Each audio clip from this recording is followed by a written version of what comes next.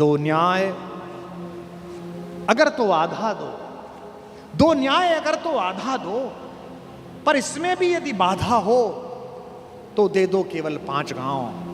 रखो अपनी धरती तमाम, हम वही खुशी से खाएंगे, परिजन पर आसी न उठाएंगे।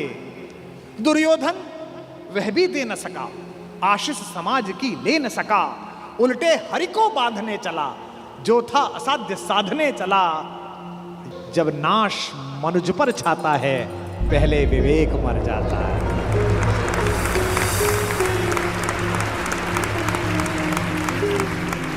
जब नाश मनुज पर छाता है, पहले विवेक मर जाता है। हरि ने भीषण हुंकार किया, अपना स्वरूप विस्तार किया। डगमग डगमग दिग्गज बोले, भगवान कुपित होकर बोले, जंजीर बढ़ाकर साध मुझे। हाँ हाँ दुर्योधन, बांध मुझे। कृष्ण ऐसे ही हैं जो अपनी समीक्षा का अवसर देते हैं। हस्तिनापुर के दरबार में खड़े हुए कृष्ण, जिनकी भगवत्ता के विषय में स्वयं जानते हैं द्रोणाचार्य, स्वयं जानते हैं पितामह भीष्म, स्वयं जानते हैं धृतराष्ट्र, उसके बाद भी वो भ्रम पैदा करते हैं कि मुझसे युद्ध किया जा सकता है, मुझे बांध सकता है। क्योंकि दुर्योधन को वह दुर्बुद्धि का संकेत देने की क्रिया भी भगवान की है। आप सब जानते हैं कि बचपन में एक बार कृष्णा अर्थात द्रौपदी अर्थात यज्ञसेनी, जो यज्ञ की अग्नि से निकली थी, जिसके शरीर में सुगंध आती थी। भारतीय स्त्रियों के इतिहास की सबसे दीपित चरित्र है द्रौपदी। इस देश को इस समय अबलाओं की आवश्यकता नहीं है। अपने केशों पर अगर कोई निर्लज्ज हाथ डाल दे तो उसकी छाती फाड़ देने का साहस पैदा करने वाली द्रौपदियों की आवश्यकता है। भगवान यूं तो शांति लेने के लिए गए थे। जब खाना खाने लगे और पांडवों ने कहा, युधिष्ठिर ने विशेष रूप से कहा, माधव मैं युद्ध नहीं चाहता, आप जाना और कहना बस 5 गांव हमें दे दें, हम 5 भाइयों को हम काम चला लेंगे। माधव ने कहा, बड़े भैया जो आपने कहा है वही होगा। लेकिन माधव तो युद्ध ही चाहते थे। माधव चाहते थे कि एक बार निरंकुश शासकों के छोटे छोटे राज्य विगलित हों और एक अखंड विश्व में अखंड भारत का निर्माण हो, भारत की एक अखंड श्रृंखला का निर्माण हो।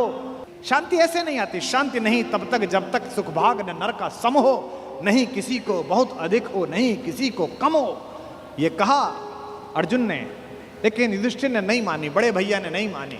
ये जो बड़े भैया लोग होते हैं बड़े शांतिपूर्ण होते हैं। शांति शांति शांति।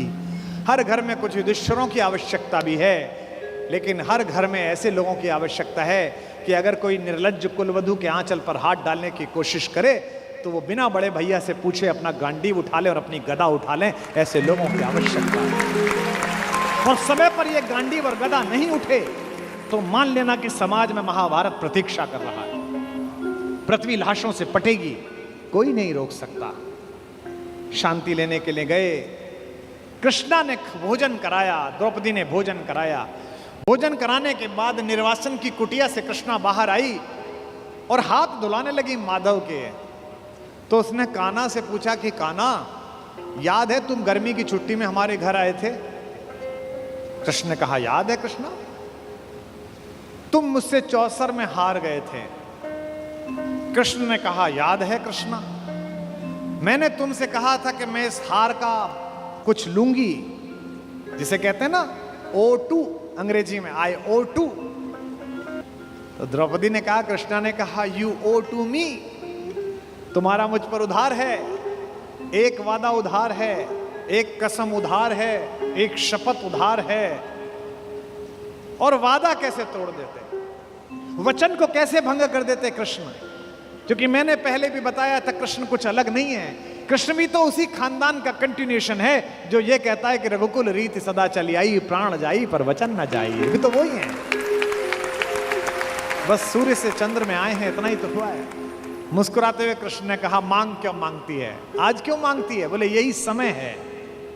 हस्तिनापुर क्यों जा रहे हो? कृष्ण ने कहा, अरे अंदर बात नहीं सुनी, बड़े भैया कह रहे थे शांति लेने जा रहा हूं, जाओ शांति लेके आओ। द्रौपदी ने कहा तुम्हें उस हारी हुई बाजी की शपथ देती हूं, युद्ध लेकर लौटना। यह तो कृष्ण को पता ही था कि युद्ध मिलेगा, लेकिन शठ को, मूढ़ को, दुष्ट को अंतिम समय तक समझाना आवश्यक है, ताकि विश्व भर को, समाज को संदेश जा सके कि यह तो पिटने का ही अधिकारी था। किसी मूर्ख को, किसी जड़ को, किसी पापी को, लगातार बदतमीजी करने वाले किसी व्यक्ति को आपको पता हो और आप सड़क पर पीट दो तो 4 लोग उसके समर्थन में खड़े हो जाएंगे, क्यों इस भले आदमी को मार रहे हो।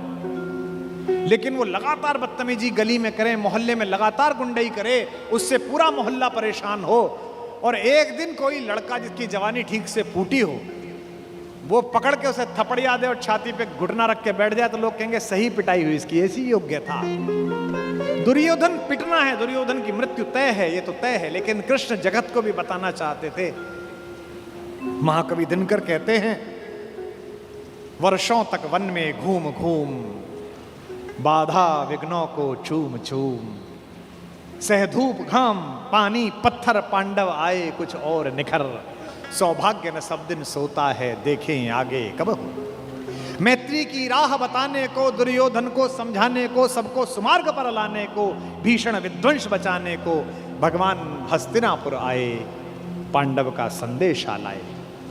2 न्याय अगर तो आधा दो, 2 न्याय अगर तो आधा दो, पर इसमें भी यदि बाधा हो तो दे दो केवल 5 गांव, रखो अपनी धरती तमाम, हम वही खुशी से खाएंगे, परिजन पर आसी न उठाएंगे।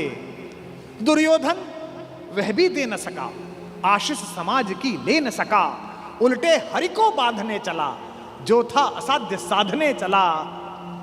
जब नाश मनुज पर छाता है पहले विवेक मर जाता है।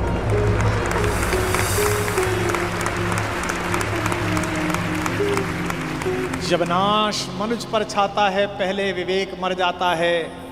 हरि ने भीषण हुंकार किया, अपना स्वरूप विस्तार किया, डगमग डगमग दिग्गज बोले, भगवान कुपित होकर बोले, जंजीर बढ़ाकर साध मुझे, हाँ हाँ दुर्योधन बांध मुझे। यह देख गगन मुझ में लय है, यह देख पवन मुझ में लय है, मुझ में विलीन झंकार सकल, मुझ में लय है संसार सकल। अमृत फूलता है मुझ में, संघार झूलता है मुझ में, उदयाचल मेरा दीप्त भाल, भूमंडल वक्षस्थल विशाल, भुज पर बंद को घेरे हैं, मैनाक मेरु पग मेरे हैं, दीप्ते जो ग्रह नक्षत्र निखर, सब हैं मेरे मुख के अंदर।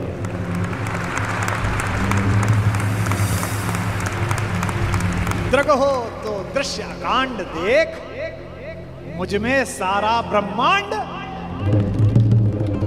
मुझ में सारा ब्रह्मांड देख, चर अचर जीव जर अक्षर अक्षर, नश्वर मनुष्य सुरजात अमर, शतकोटि सूर्य शतकोटि चंद्र, शतकोटि सरत सरक्षिद्र मंद्र, शतकोटि विष्णु ब्रह्मा महेश, शतकोटि विष्णु जलपति धनेश, शतकोटि रुद्र, शतकोटि काल, शतकोट दंडधर लोकपाल, जंजीर बढ़ाकर साध मुझे, हाँ हाँ दुर्योधन बांध मुझे।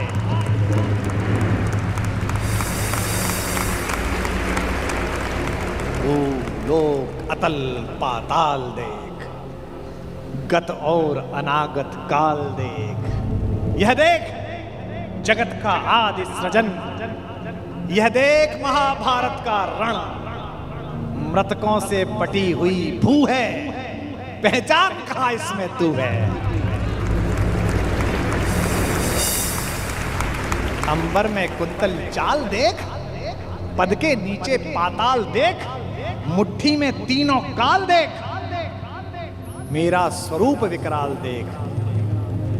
सब जन्म मुझी से पाते हैं, सब लौट मुझी में आते हैं। जिह्वा से कड़ती ज्वाल देख, सांसों से पाता जन्म पवन, पड़ जाती मेरी दृष्टि जिधर, हंसने लगती है सृष्टि उधर। मैं जभी मूंदता हूं लोचन, छा जाता चारों ओर मरण।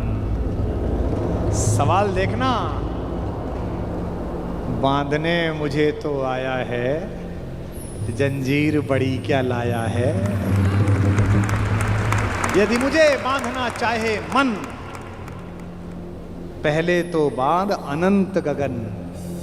और ये दो पंक्ति भगवान का भरत वाक्य, सूने को साध न सकता है, वह मुझे बांध कब सकता है। यह जो उद्घोष है, कहां बंधा कन्हैया, ये कौन कह रहा है इतना बड़ा दृश्य दिखाकर, जिसमें पिता में भीष्म जैसा ज्ञानी भी मूर्छित हो गया। केवल एक बचा देखने वाला, केवल एक ने देखा। किसने? विदुर ने। धृतराष्ट्र तो मन की आंखों से महसूस कर रहे होंगे, पर विदुर ने वो साक्षात दृश्य देखा जिसके घर का साग खाकर गए थे। ये जो कन्हैया है, जो दुर्योधन को देखने का अवसर भी नहीं देता, जो कहता है कि अगर विश्व को साध सकता है, शून्य को साध सकता है, तो मुझे बांधना। यही कन्हैया यशोदा के आंगन में यमलार्जुन के बीच में रस्सी से बंधा हुआ एक पहर तक रोता रहता है, मैया अब खाली कर दे, अब छोड़ दे, अब नहीं चुराऊंगा। बड़ा हो तो ऐसा और छोटा हो तो ऐसा, इसी का नाम कन्हैया है।